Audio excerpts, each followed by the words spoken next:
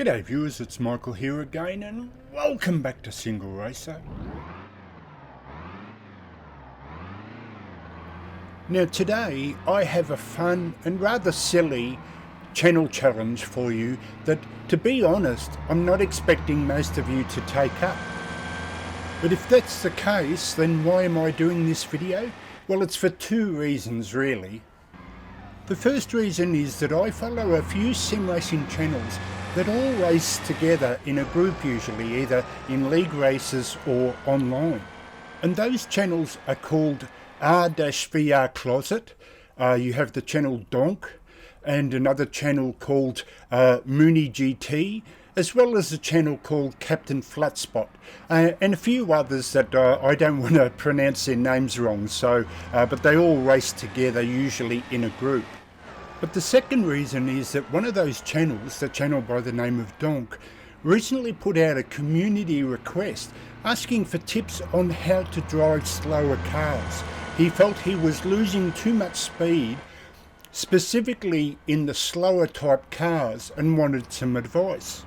And now don't get me wrong, I'm no alien driver, but what I did notice is when I entered another channel's, this is the channel The Extra Mile, and he had these things called Sunday Sub Showdowns. I noticed that because of my technique, which is generally slow in, fast out, I was able to gain a lot more positions driving those slower cars because I wasn't so reckless in the way I drove with that technique. And so that's what also led to this video, because I was just checking out RVR Closet's next video, which is this one here, and DDF Racer, another channel, I believe did a conversion, I'm pretty sure it was him that did the conversion, of a track that was known in R Factor 2, and I would pronounce it as an Australian, Thermalito, I hope I'll have that right, but he suggested that it was for RVR Closet because he mentioned that two of the corners were named after his first name, Henrik. So, you know, as I understand it, he did the track specifically for RVR Closet, and DDF Racer, you can correct me if I'm wrong on that bit of information. And so finally, that's what leads us into this video, because in Mr. Closet's video, he was driving a beautiful Saab Turbo S AERO, and I suggested to him, what if I do it as a channel challenge, if he's planning to do an online race further down the track, and he said, well, he was, but it's actually in the Transit van, the Ford Transit van by Gary Paterson, and that's one of my favourite mods. So I said, oh, which car would you like me to do? And his suggestion here was, well, why don't you pick which one you like best? So I decided to do both, because both are fantastic cars. This Saab is absolutely brilliant, and it suits this track down to the ground.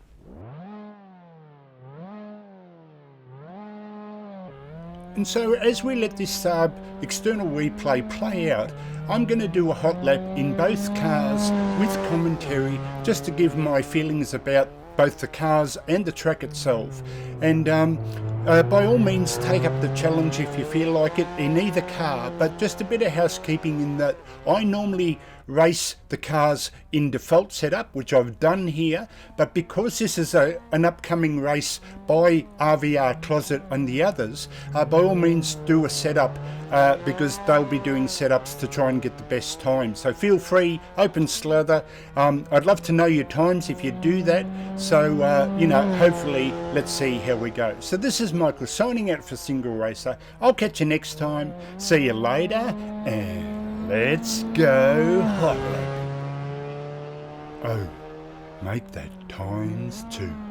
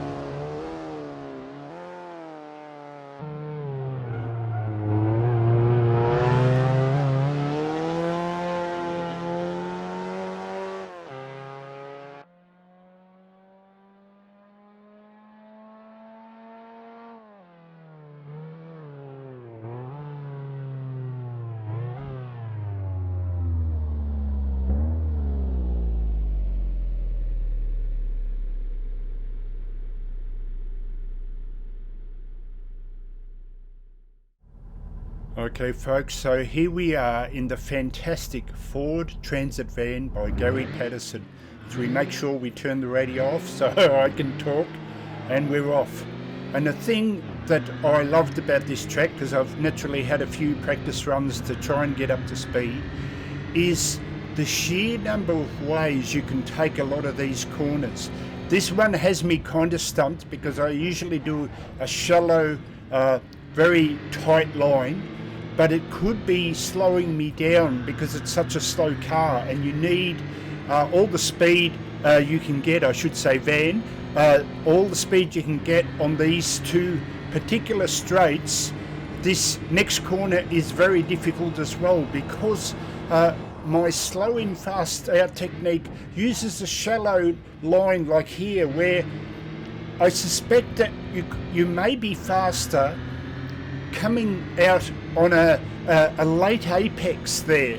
And the trouble is though, you go into a slide, and I think this is what Donk was talking about, is my technique is slow in fast out, so a lot of these corners suit this style where you just pick up the flow early, so brake early, pick up the flow, and then use the speed of the van, not that there's much speed there, to keep the flow going. The worst thing you can do in slow cars, as Donk has found out, is to sideways drift, because like here, there's just no power to pull you out of the corner the way a brute GT3 car can, or a high performance car. So here's a great example where the slowness is an advantage to me, where I kept the speed going early and wasn't worried about sliding into the fence at this point here. See, so the car is so slow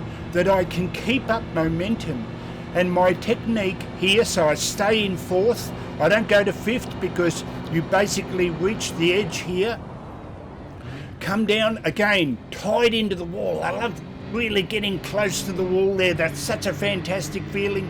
Through here as well. And here's a great example where I brake early, so this is the tightest part, the little S-bend here, the chicane, and try and straighten her out. See, my slow in fast out on a slow car like this, or a slow van, is to try and straighten it as much as possible, even as I'm turning. So I do a bit of threshold braking. So here's a great example.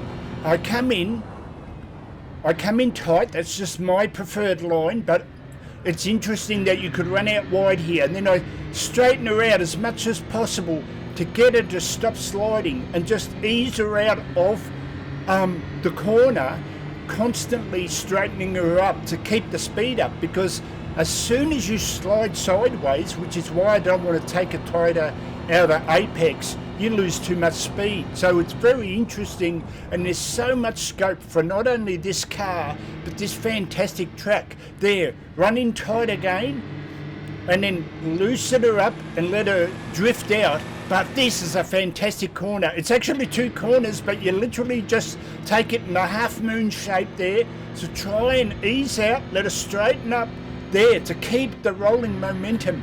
As soon as you slide, you kill all that momentum. And so I'm so keen to see what the others can do. This is the pit stop here where Mr. Closet in his video was a bit confused which way to go. But again, I come in a bit too tight probably. I do worry that I kill too much speed, but that's just sort of, it's almost hard to get that out of your system. And another thing was I was automatically changing down on almost all these corners. My brain wanted to tell me to change down to second, and suddenly I was too high in the rev range, and I realized that I had to do a lot of these corners in third. So as we bring her up here to the end, I hope you enjoyed that one. Now let's lift her up in the Saab, a bit more pace as we say hi to the cameraman there. I hope you got my footage okay. And so now let's move over to the Saab Turbo S AERO. Okay folks, so now here we are in the Saab Turbo S AERO, and what a fantastic car this is. I was really surprised. It's a front wheel drive car and you can hear the wheels spinning there.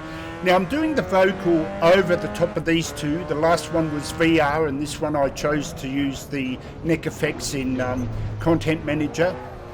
And this is such a brilliant car, and man does this feel so lively there. You can hear the wheels chirping as it's trying to get grip. And the thing that I love most about this track is I just try and get through here cleanly. That's a tough corner as well. The first 2 corners you can make up so much time.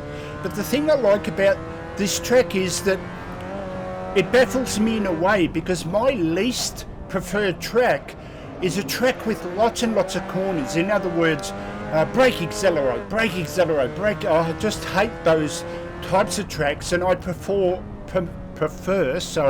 a more flowing track.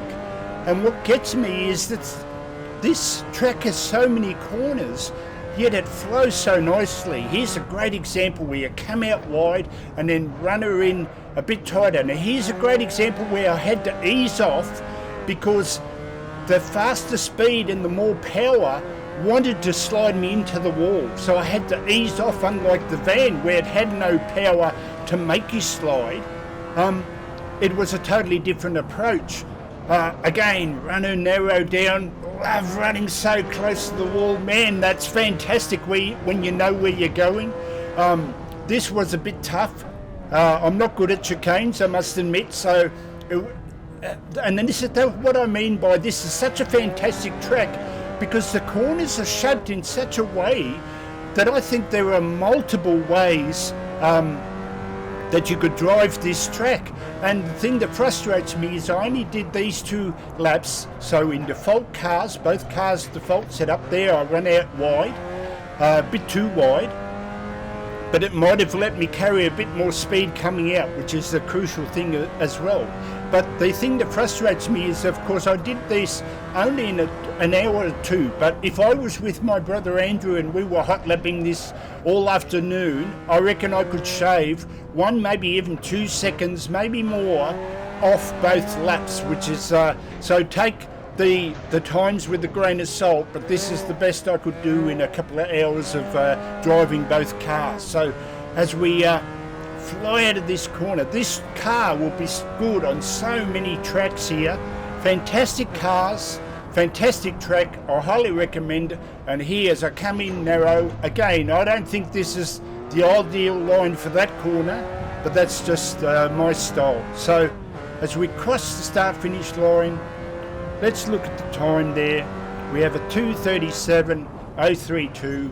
See if you can beat that. But like I said, you can by all means set up these cars because they will be included in races later down the track. So again, as we look at the cameraman there, so there, I hope you enjoyed that. So this is Michael signing out for SingleRacer. I'll catch you next time. See you later.